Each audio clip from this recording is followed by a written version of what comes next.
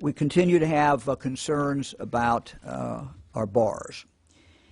We've seen outbreaks associated with bars across Ohio, including Toledo, Cleveland, and Columbus. Let me just say to our bar owners, most of you are doing a phenomenal job. You're following the directions. You're doing everything you can to keep your bar open. Sadly, not every bar is doing that. Just last week, our Ohio investigative unit found bars where no social distancing safety measures were in place. The patrons were packed on outside patio, and a dance floor was full of people shoulder to shoulder. But actors like this, as I said, are in fact outliers. There is, however, kind of an inherent problem connected with bars. They do lend themselves to people going in and out in close contact with each other many times indoors. Patrons either stay at one location, sometimes for a long time, or they go from bar to bar. Either way, they're interacting with a lot of different people, and this is especially true with our younger crowd. And these, unfortunately, while may have been very benign and just fine in normal times, that these are not normal times. These are different times. We know of a case where a young woman in her 20s joined some college friends for a night out at a few campus bars over a weekend early this month. She then went home about 2.5 hours away. She then later started feeling sick. She learned her friends had tested positive, then she did too. Her parents got sick.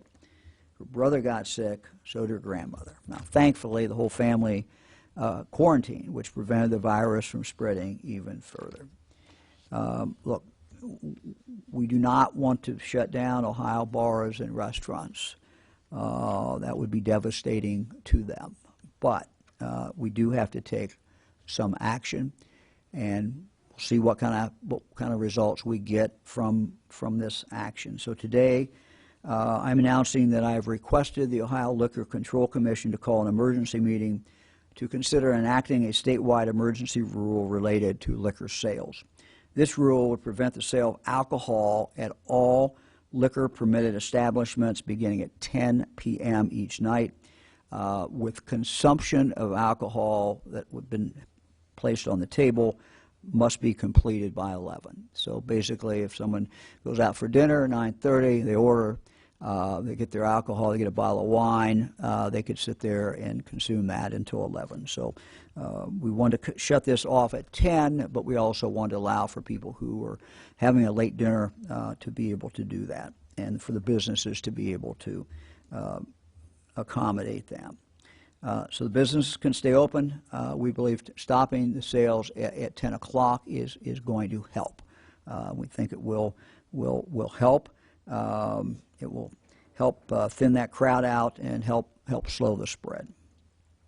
This proposed emergency rule does include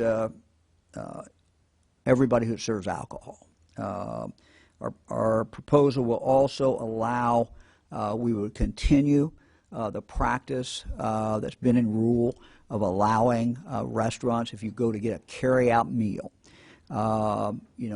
you've been able to get 2 drinks associated with that meal, and in a carry-out situation, not for consumption there, but a carry-out. And so that will be expanded to 3. So people will be able to go carry out, get their drinks, and go home. Liquor Control Commission, I'm told, will hold their emergency meeting tomorrow at 9 a.m. If the emergency statewide administrative rule is approved, I intend to sign an order that would make it effective Friday night, this coming Friday, tomorrow. Look, and I'm mindful of the economic impacts that this has, but we have to slow the spread of virus, and we have to slow it down across the state of Ohio.